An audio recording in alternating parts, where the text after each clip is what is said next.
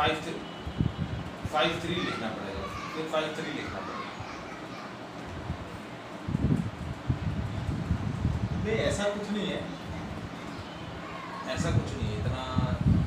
Basically क्या concept को हमें सीखना है। हमें न्यूमेरिकल वैल्यू का तो ठीक है, कोई इशू नहीं है, मैं न्यूमेरिकल वैल्यू चेंज कर दूंगा, नया आंसर आ जाएगा। आई बात समझ में? हमें सीखना कंसेप्ट को है, न्यूमेरिकल वैल्यू तो क्या है, चेंज होती रहती है। अब देखिए इसी वैरायटी में लास्ट क्वेश्चन देखिए,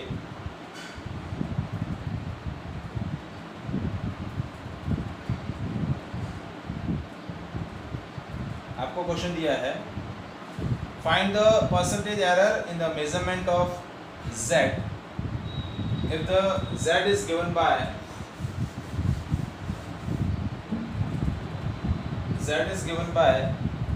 e to the power 4 e to the power 1 by 2 into e to the power 1 by 2 divided by c into d to the power 1 by 2।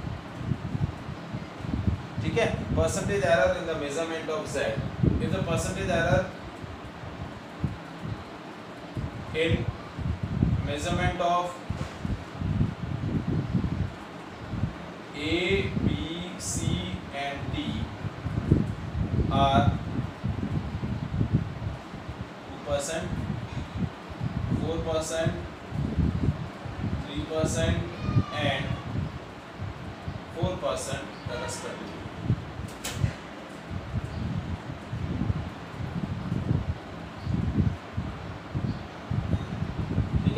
Z दिया हुआ है और ABCD की मेजरमेंट में परसेंटेज एरर दे दी है, आपको Z के अंदर जो मैक्सिमम एरर है वो कैलकुलेट करना है। तो देखिए इस रिलेशन के हिसाब से delta Z upon Z into 100 क्या हो जाएगा, 4 into delta A upon A plus 1/2 delta B upon B plus delta C upon C plus 1/2 delta D upon D, और इन चारों को हम मल्टीप्लाई कर देंगे इससे 100 से। 100 एक साथ में कॉमन ही मल्टीप्लाई कर देंगे। तो देखिए 4 into delta A upon A into 100 कितना है 2 plus 1/2 into delta B upon B कितना है 4 प्लस C के मेजरमेंट में 3 और D के मेजरमेंट में है प्लस 1/2 इंटू 4। तो ये हो गया 8 प्लस 2 प्लस 3 प्लस कितना एरर आ जाएगा 15%। मेजरमेंट में कितना एरर आएगा 15%। Is it clear? सो ये मैंने सारी मैक्सिमम पॉसिबल जो वैरायटी थी combination of error, maximum variety जो पूछी जाती है वो सारी मैंने कॉम्बिनेशन ऑफ एरर आपको डिस्कस करी। ठीक है, नेक्स्ट क्लास के अंदर हम डिस्कस करेंगे significant figures, measurements, significant figure in the arithmetic operations. ठीक है, ये एक बार पहले भी केमिस्ट्री में हम कर चुके हैं, थोड़ा सा स्पीडली करेंगे फिजिक्स वाले सेक्शन के अंदर। न्यूमेरिकल क्वेश्चंस थोड़े से कर लेंगे, थ्योरेटिकल पार्ट को फटाफट करेंगे, न्यूमेरिकल पार्ट को थोड़ा सा करेंगे इसके अंदर। ठीक है, तो फिर आपका एरर और उससे रिलेटेड जो पोर्शन है वो कंप्लीट हो जाएगा, मेजरमेंट एंड एरर से रिलेटेड। ठीक है, फिर 2-3 छोटे छोटे टॉपिक्स बाकी हैं, measurement of mass, length and time. उसके अंदर एक टॉपिक आता है आपका पैरेलैक्स मेथड, वो इम्पॉर्टेंट है। ठीक है, बाकी सारे थ्योरेटिकल पार्ट है फटाफट हो जाएगा, मतलब मैक्सिमम 2 क्लासेस और चाहिएगी मुझे, ये चैप्टर आपका फिनिश हो जाएगा। Is it clear? तो मैं कल आपको एरर, कॉम्बिनेशन ऑफ एरर से रिलेटेड क्वेश्चन शेयर करूंगा। ठीक है, तो वो आप सॉल्व करो। ठीक है,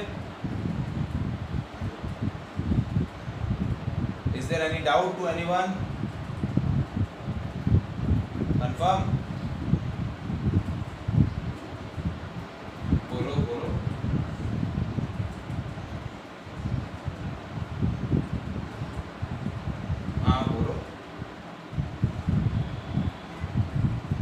देखिए क्वेश्चन में क्या दिया हुआ था कि 100 ऑसिलेशंस का टाइम है 90 सेकेंड, तो एक ऑसिलेशन का टाइम कितना हो जाएगा 90/100 ना, 0.9 सेकेंड। और 100 ऑसिलेशन की एक्यूरेसी में, मेजरमेंट की एक्यूरेसी में कितना टाइम का लैगिंग हो रहा था, 1 सेकेंड का। तो 1 डिवाइड बाय 100। देखिए जब आप रेशियो लेंगे ना तो 100 तो यूँ भी कैंसिल हो जाने वाला है। आप चाहते तो वो डायरेक्ट भी रख सकते थे, आप चाहते तो वैल्यू वो डायरेक्ट ये 1/90 भी रखते, डेल्टा टी बाई टी की जगह ये वैल्यू रखते तो भी चल जाता। क्यों, देखो 1/100 और 90/100, ये 100 तो यूँ भी कैंसिल हो गया, तो रेशियो तो यूँ भी 1/90 आएगा। लेकिन जो लॉजिक है, क्योंकि हमें टाइम पीरियड ऑफ ऑसिलेशन जो कैलकुलेट करना है, टाइम पीरियड कैलकुलेट करना है 1 ऑसिलेशन, तो इस तरीके से आपको शो करके दिखाना पड़ेगा कि ये है डेल्टा टी है 0.01 और ये है 0.9। इसको जब आप सॉल्व करेंगे तो आंसर 1/90 ही आने वाला है। Is it clear? अभी आया समझ में? Any doubt?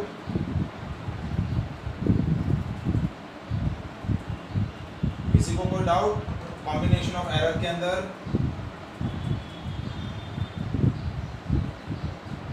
So that is all about the today's session. ठीक है?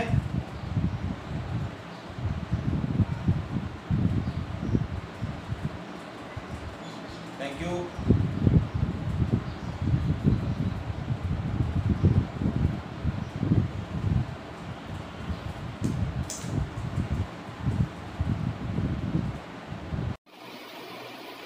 So, good morning students. Today we will discuss some more questions, MCQ questions on unit and dimensions and error. Okay. So today's first question is, the speed of light, gravitational constant and the Planck constant are taken to as a fundamental unit in the system. Find the dimension of time in this new system should be. ठीक है, question क्या है? Speed of light, c, gravitational constant g, and Planck constant. Planck's constant that we are taking h. These are considered as a fundamental quantities. Okay, so find the dimension of time. Time की dimension क्या होगी? Option देखिए A B C और ई। Option है g to the power 1/2, h to the power 1/2, c to the power -5/2, g to the power -1/2, h to the power 1/2 and c to the power 1/2. g to the power 1/2, h to the power 1/2 and c to the power -3/2. And last option है g to the power 1/2, h to the power 1/2 and c to the power 1/2. ठीक है, तो ये चार option में से आपको कोई करेक्ट ऑप्शन चूज करना है। अब आप डायरेक्टली इन चारों ऑप्शन को 1 बाय 1 लेकर भी कर सकते हैं, उनकी यूनिट्स को लेकर, जैसे g की यूनिट, h की यूनिट और c की यूनिट्स लेकर उनको उनके ऊपर ही पावर्स लगा दो, और यदि सॉल्व करने पर यदि आपको टाइम की डायमेंशन, टाइम का यूनिट मिल जाए, यानी सेकंड मिल जाए, सेकंड की पावर 1, तो वो आपका आंसर हो जाएगा। या तो ये आप इनडायरेक्ट मेथड कर सकते हो, क्योंकि एमसीक्यू क्वेश्चन है तो हमें राइट ऑप्शन से मतलब है, और आप डायरेक्ट करना चाहें एलोबरेट फॉर्म में कि time is directly proportional to g to the power a, c to the power b, h to the power c, उस तरीके से भी आप कर सकते हैं। दोनों मेथड से कर सकते हैं। मैं दोनों मेथड एक बार आपको एक्सप्लेन कर देता हूँ वापस से, ठीक है। तो पहले हम लॉन्ग मेथड करते हैं। तो E is directly proportional to g to the power a, h to the power b and c to the power c।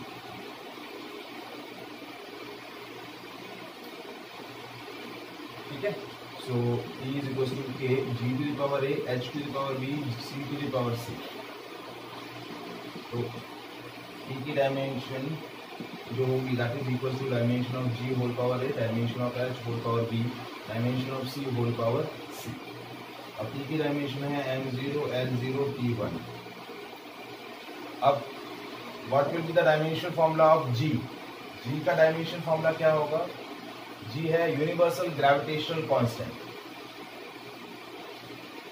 तो इसका फॉर्मूला होता है dimension formula m-1 l3 t-2। देखिए डायमेंशन फॉर्मूला आपको compulsory याद होना चाहिए। जब भी आप डायमेंशन एनालिसिस की कोई भी प्रॉब्लम सॉल्व करेंगे तो उसमें आपका dimension formula particular physical quantity का वो आपको बाय डिफॉल्ट लर्न होना चाहिए।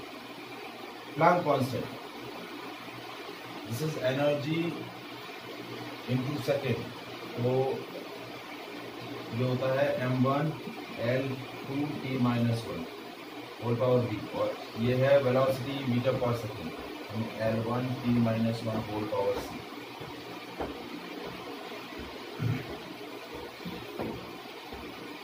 तो m0 l0 t1 is equals to m to the power minus a plus b l to the power 3a plus 2b plus C. देखिए powers जो है ना ये 3a 2b और c, और t की पावर -2a -b माइनस। अब दोनों साइड हम क्या करेंगे, m, l और t की डायमेंशंस को कंपेयर करेंगे। Compare the dimensions. तो -a plus b is equal to 0, ba plus 2b plus c is equal to 0, और -2a minus b minus c is equal to 1।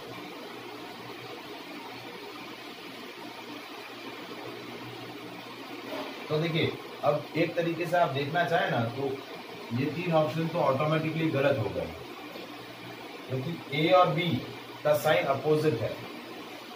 Sorry, ए और B का sign opposite नहीं है, का sign same है। ए और B same है, सॉरी ए और बी सेम रहेंगे, तो ये ऑप्शन तो गलत हो गया। तो ये और ये बचेंगे, ये तो गलत हो गया। अब पहले हम सब्जेक्टिवली पूरा सॉल्व कर लेते हैं, ये ऑप्शन हमारे ऐसे ही रहने देते हैं यहाँ पे। तो अब ये तीन इक्वेशन आ गई, अब इन तीन इक्वेशंस को आपको सॉल्व करना है। तो पहला इक्वेशन बन गया a is equals to b। क्या हो गया? a is equals to b। ये इक्वेशन बन गया a is equals to b। अब ये वैल्यू यहाँ प्लेस कर ले हम। रिमेनिंग दो इक्वेशंस में तो a is equals to b हो गया, तो हो गया 3b, 5b plus c is equals to 0, और ये हो गया -3b minus c is equals to 1, तो plus 5b plus c is equals to 0। तो ये दोनों इक्वेशन को हम ऐड करें तो c हो जाएगा कैंसिल, तो हो जाएगा 2b is equals to 1, b की वैल्यू 1/2, तो b की वैल्यू 1/2 और a की वैल्यू भी 1/2, b और a 1/2 1/2, तो ये तो तीनों में ही है। अब हमें चाहिए मेन c की वैल्यू, तो c की वैल्यू यहाँ से बता दें, तो c की वैल्यू है -5/2। तो ये हमारा ऑप्शन, ए ऑप्शन हमारा करेक्ट है। g की पावर 1/2, h की पावर 1/2, c की पावर -5/2। देखिए पहले इन दोनों को सॉल्व करके मैंने b की वैल्यू 1/2 निकाली, a और b इक्वल है तो a की वैल्यू भी 1/2 हो गई, c की वैल्यू यहाँ रखी, तो ये 5/2 plus c is equal to 0, तो c की वैल्यू -5/2। तो g to the power 1/2, h to the power 1/2 और c to the power -5/2। So A option will be correct. समझ में आया कैसे सॉल्व किया हमने? अंश आपको समझ में आया बेटा?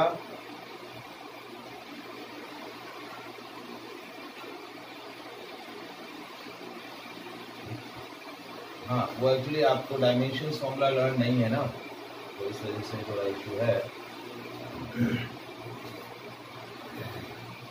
मैं ना इस वीक में इस चैप्टर यूनिट और डायमेंशंस के सारे वीडियोस अभी चैनल पे अपलोड करूँगा, ठीक है? तो वो आप एक बार देखना शुरू करो, फिर मैं मॉर्निंग में आपकी एक्स्ट्रा क्लासेस भी अरेंज करता हूँ, ठीक है। तो उस हिसाब से फिर आपका कवर अप हो जाएगा, ठीक है। मैं लिंक भेजूंगा, आप है ना एक्चुअली मेरा नंबर नोट करो, ये मेरा व्हाट्सएप नंबर है, उस पर अपना नंबर शेयर कर दो, तो फिर मैं ना जो भी टाइमिंग वगैरह होगा तो आपको पर्सनल भी भेजता रहूँगा साथ। 9824704831 ये नोट कर दो, ठीक है।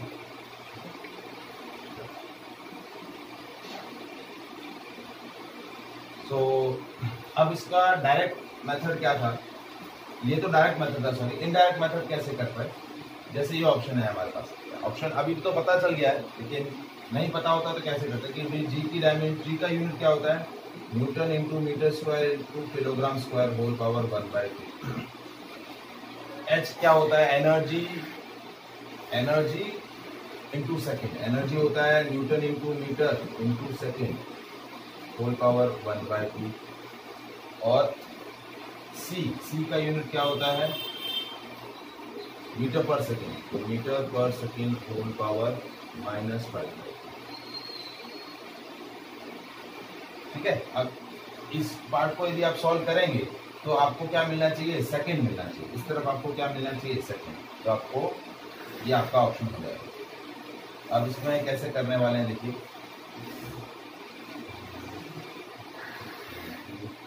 ये देखिए न्यूटन को लिखेंगे kg into metre per second square into metre square whole power 1/2 और इंटू केजी की पावर -1/2। यहाँ पर भी न्यूटन को लिखेंगे kg into metre per second square metre square into second whole power 1/2 और ये मीटर की पावर -5/2 और सेकेंड की पावर +5/2।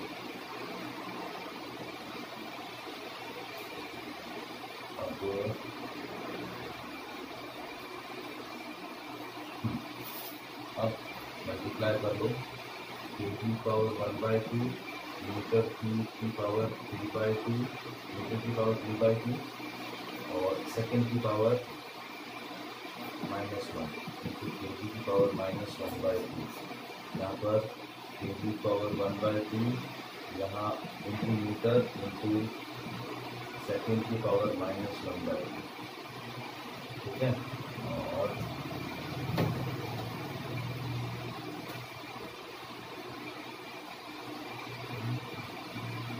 इसमें केजी स्क्वायर आएगा, तो यहाँ केजी की पावर -1 केजी की पावर -1 क्योंकि newton into metre square upon kg square, ये आ गया मीटर की पावर -5/2 और सेकेंड की पावर 5/2। तो देखिए केजी की पावर 1/2 -1 और 1/2 ये तीनों कैंसिल हो गई। देखो केजी की पावर 1/2, केजी की पावर -1 और केजी की पावर 1/2 ये तीनों कैंसिल हो गई। ये मीटर की पावर है 3/2 और ये मीटर की पावर है 1, तो ये हो गया मीटर की पावर 5/2 और ये -5/2, ये भी हो गया कैंसिल। अब यहाँ सेकेंड की पावर क्या है, 1/2 और -1/2, तो -3/2 और वहाँ है सेकेंड की पावर 5/2 यहाँ पर। तो 5/2 में से जब 3/2 गया तो 2/2 बचा, यानी सेकेंड की पावर 1। तो ये ऑप्शन हमारा करेक्ट है। तो इस तरीके से आप यूनिट को क्रॉस वेरीफाई कर सकते हो, लेकिन ये प्रोसेस भी लंबा जा रहा है, इससे अच्छा आप डायरेक्ट कर लो, वो ज़्यादा बेटर है। डायरेक्ट इस तरीके से जैसा हमारा सब्जेक्टिव मेथड है उससे करेंगे तो ज़्यादा जल्दी हो जाएगा, क्योंकि इसमें यदि आपको यूनिट प्रॉपरली लर्न नहीं है तो फिर गड़बड़ हो जाती है। इज इट क्लियर, समझ में आया? कृष्णा, मैत्री,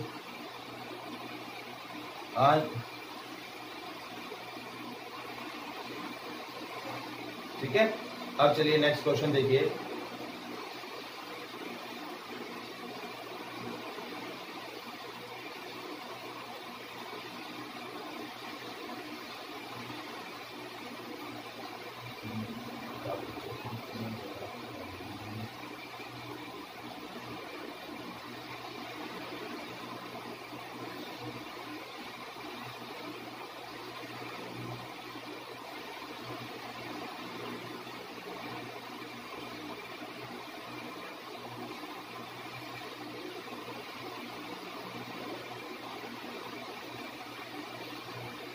नेक्स्ट क्वेश्चन देखिए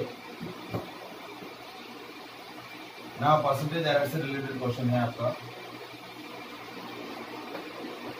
क्वेश्चन है a physical quantity A is related to the four observable properties capital A is equals to A square B cube C root B. The percentage error in the measurement of A is 1%. Percentage error in the measurement of B is 3%. Percentage error in the measurement of C is 2%. And percentage error in the measurement of D is also 2%. What will be the percentage error in the measurement of quantity A? A के measurement में कितनी percentage error है वो आपको calculate करनी है। ए को इस तरीके से स्मॉल ए बी सी और डी से रिलेट किया है। तो देखिए delta A upon A into 100 ये परसेंटेज एरर इन ए है, दैट इज इक्वल्स टू ये जो इस फिजिकल क्वांटिटी के ऊपर जो पावर्स हैं, जिस पावर से हमने इस पर्टिकुलर टर्म को रेस किया है वो सारी पावर प्रोडक्ट में आ जाएगी। वो पावर्स क्या आ जाएंगी? प्रोडक्ट में। तो ए की पावर 2 है तो 2 into delta A upon A into 100 ये बोला जाता है percentage error in the measurement of a small A plus 3 into delta B upon B into 100। अब जो टर्म डिनोमिनेटर में है उनमें भी पावर जो ऊपर आती है तो पावर नेगेटिव हो जाती है, लेकिन यहाँ पर वो भी पावर पॉजिटिव लेनी है क्योंकि हम मैक्सिमम पॉसिबल एरर चेक कर रहे हैं। तो हो जाएगा plus delta C upon C into 100 plus 1/2 delta D upon D into 100। यहाँ 1/2 क्यों लिया? क्योंकि रूट डी था। क्या था? Root D. Root square root है मतलब होल पावर क्या है? 1/2। तो देखिए 2 अब डेल्टा ए अपॉन ए, ये डेल्टा ए अपॉन ए है 200। This is delta B upon B into 100। This is delta C upon C into 100 and this is delta D upon D into 100। तो ये value है 2 into 1 plus 3 into 3 plus 2 plus 1/2 into 1 हो गया 2 plus 9 plus 2 plus 1 तो हो गया 14%। कितना आएगा percentage error? 14%।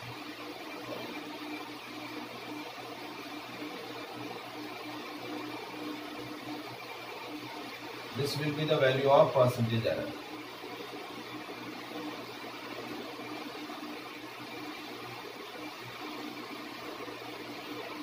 Is it clear?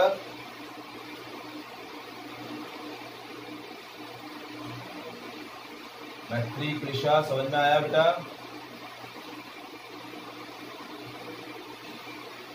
हाँ अंश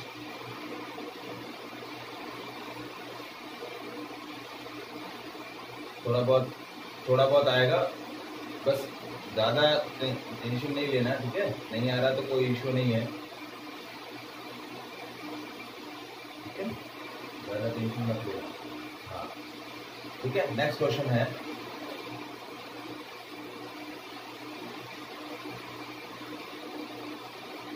an experiment. The following observations are recorded.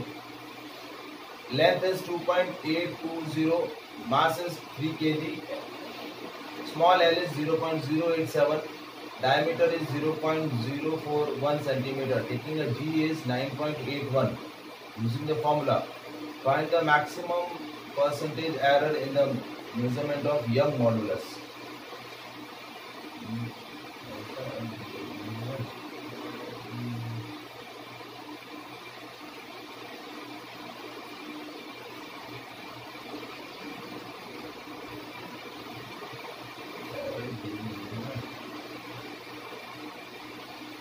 चलिए अब ये question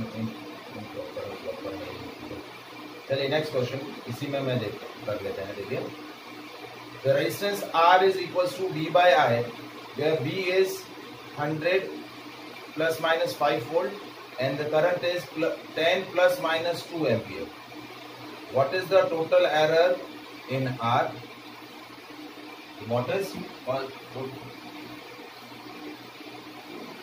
percentage error in the measurement of R? V कितना दिया हुआ है? 100 plus minus 5 वोल्ट और करंट दिया हुआ है 10 plus minus 0.2 ampere.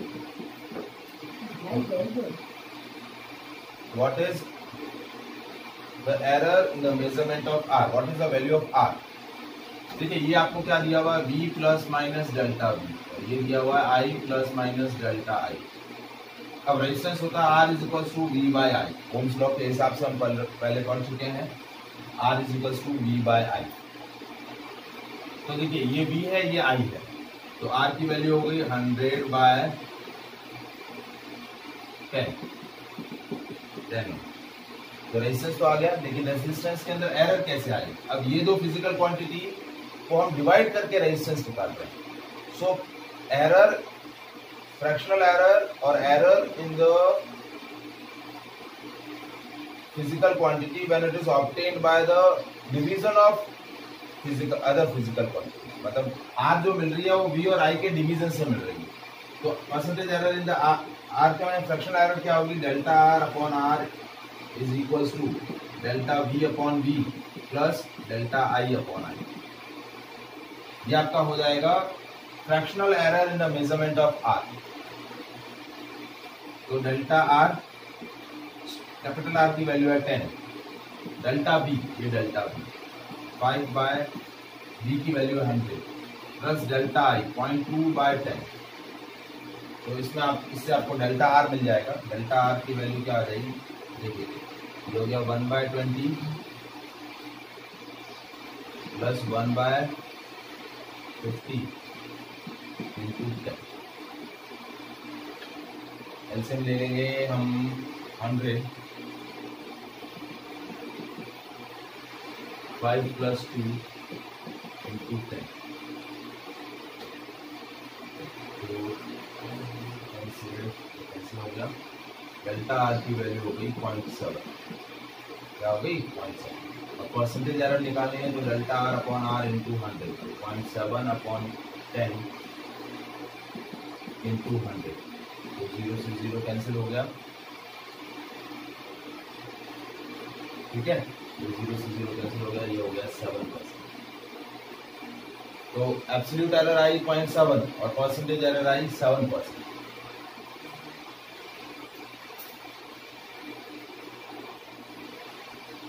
So that is the error in the measurement of R.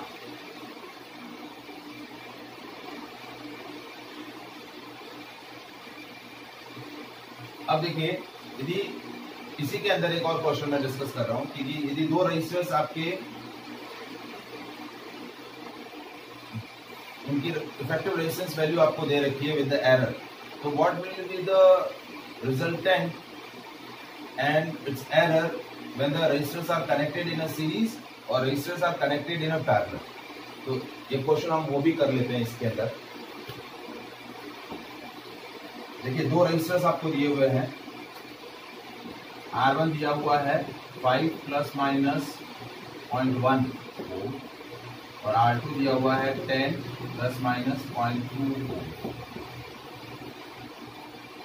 दो रेजिस्टेंस दिए हैं। Calculate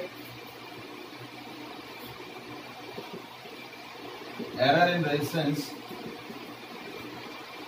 when resistors are connected in series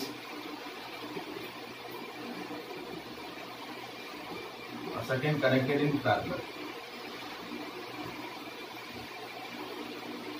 error series में कितनी होगी और पैरेलल में कैसे कितनी होगी?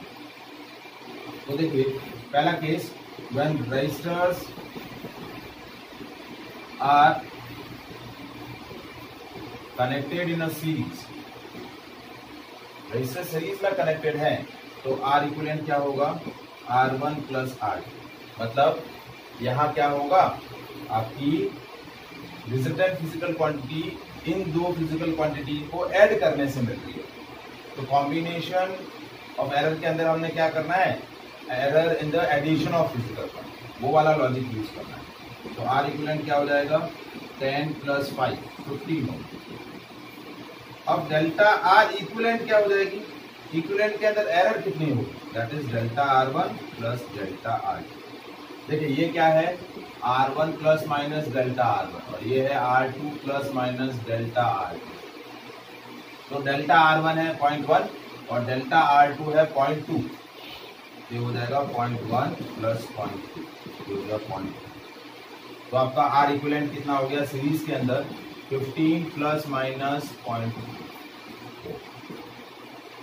15 plus minus 0.3। Is it clear, समझ में आया ये? मैत्री समझ में आया बेटा? ये जब रजिस्टर सीरीज में कनेक्टेड है। अब second part, when the resistors are connected in a parallel, resistor किसमें कनेक्टेड हो, पैरेलल में कनेक्टेड है। तो कैसे करेंगे? सेकेंड केस, तो अब R इक्विवेलेंट तो कैलकुलेट हो जाएगा easily, 1/R equivalent is equal to 1/R1 plus 1/R2। तो इससे पैरेलल में होते हैं, तो 1/R इक्विवेलेंट क्या हो गया 1/5 प्लस 1/10, 10 एलसीएम ले लिया 2 प्लस 1, तो R इक्विवेलेंट क्या हो गया 10/2, ये आ गया आपका R इक्विवेलेंट।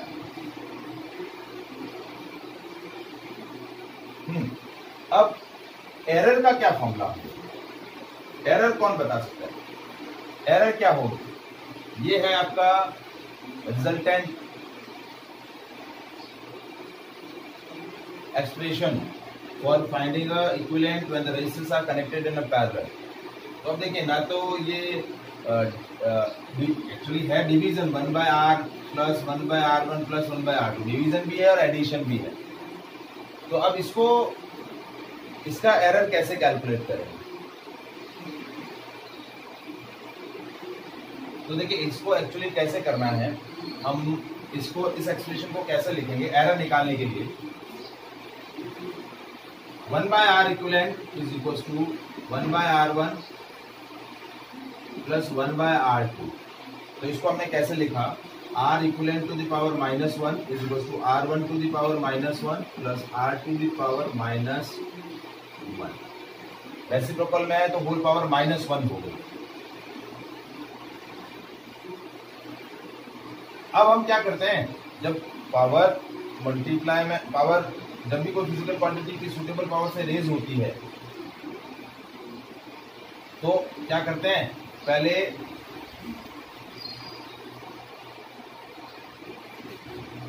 इसमें एरर कैलकुलेट करने के लिए इस पूरे एक्सप्रेशन को हम डिफरेंशिएट करेंगे। क्या करेंगे, डिफरेंशिएट करेंगे। ठीक है, तो देखिए मैं आपको डिफरेंशिएशन का एक लॉजिक बता दे रहा हूं कि जब आप 1/x का डिफरेंशिएशन करेंगे, 1/x को डिफरेंशिएट करेंगे x के रेस्पेक्ट में, तो d/dx क्या हो जाएगा -1/x², क्या आएगा -1/x²। तो इसका डिफरेंशिएशन क्या आएगा -1/R इक्विवेलेंट का स्क्वायर और डेल्टा R इक्विवेलेंट। ये जो x² है ये वाली टर्म का स्क्वायर हो जाएगा और ये जो dx है वो क्रॉस मल्टीप्लाई में ऊपर आ जाएगा न्यूमरेटर में। हाँ जी बेटा, थोड़ा सा ये समझ में अभी इसीलिए नहीं आ रहा क्योंकि मैं एक्चुअली करवाने नहीं चाह रहा था, क्योंकि डिफरेंशिएशन का इसके अंदर लॉजिक आ रहा है। तो देखो इसमें एरर का जो फॉर्मूला बन रहा है वो अभी मैं डायरेक्ट लिख दे रहा हूँ। ये कैसे आया है, जब मैं डिफरेंशिएशन डिस्कस करूंगा, अभी मोशन इन 1D के अंदर डिस्कस करूंगा तब आपको समझाऊंगा। अभी एरर कैसे आएगी, delta R equivalent is equal to R equivalent का square is equal to delta R1 upon R1 का square plus delta R2 upon R2 का स्क्वायर। ये एरर का फॉर्मूला होगा, delta R equivalent upon R equivalent square is equal to delta R upon delta R1 upon R1 square plus delta R2 upon R2 square. ये formula बनेगा error calculate करने के लिए जब रजिस्टर्स पैरेलल में connect. अभी के लिए आप ये फॉर्मूला एक बार लर्न कर लो, ये कैसे आया है एक बार मैं डिफरेंशिएशन आपको डिस्कस करूंगा, उसके बाद आपको समझ में आएगा। क्योंकि जब तक डिफरेंशिएशन नहीं करेंगे तब तक ये चीज समझने वाली नहीं है कि एक्सप्रेशन बना कैसे। तो अब हमें एक्चुअली कैलकुलेट करना है delta R equivalent.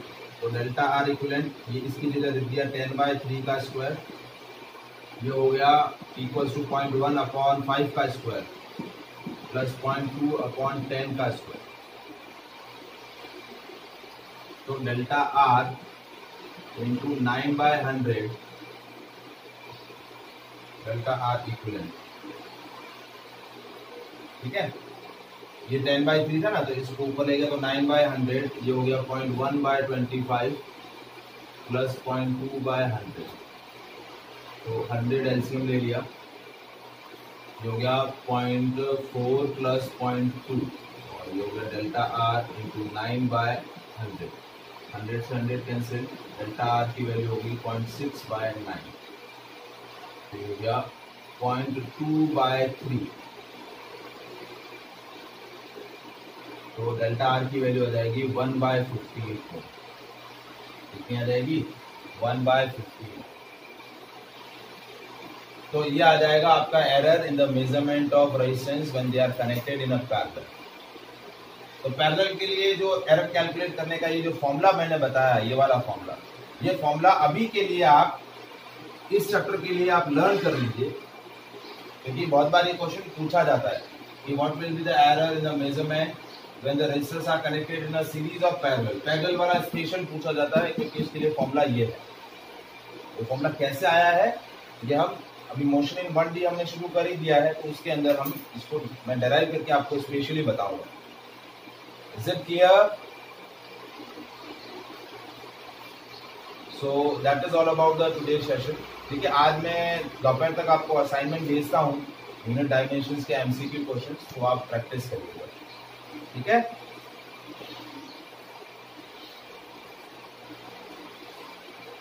Okay, thank you.